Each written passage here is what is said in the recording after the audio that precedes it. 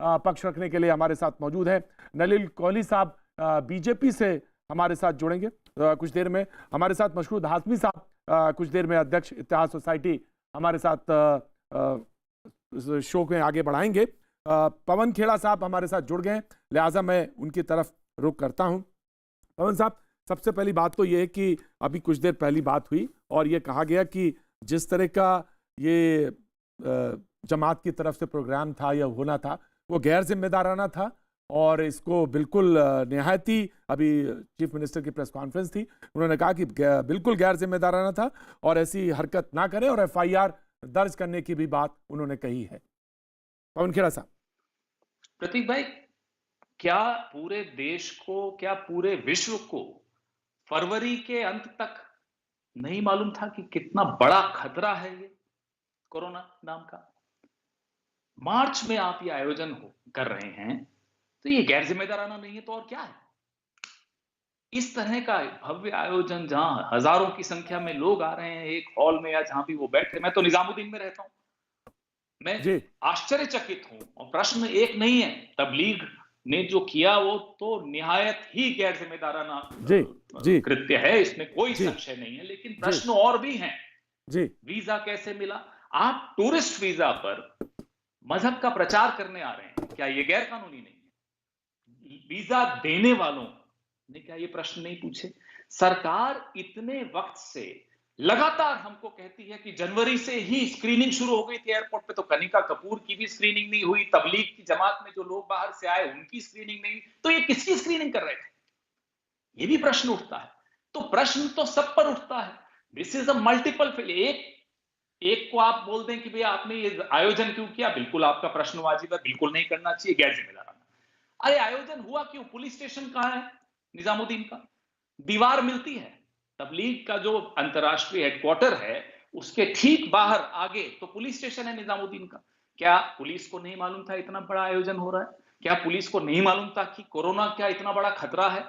तो प्रश्न उन सब पर भी उठता है। उत्तर तो बहुत लोगों को देना पड़ेगा।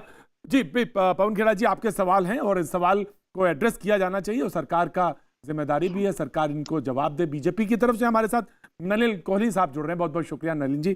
सवाल कुछ है कि फरवरी से क्या दुनिया को नहीं पता था कि इतना बड़ा खतरा सामने मौजूद है? क्या हमारी तैयारी इस तरह की नहीं थी? हमने स्क्रीनिंग क्या शुरू की एयरपोर्ट पे? क्या हमने उन तमाम सारे लोगों को रोका? क्या हमने उनके ऊपर ट्रैक किया?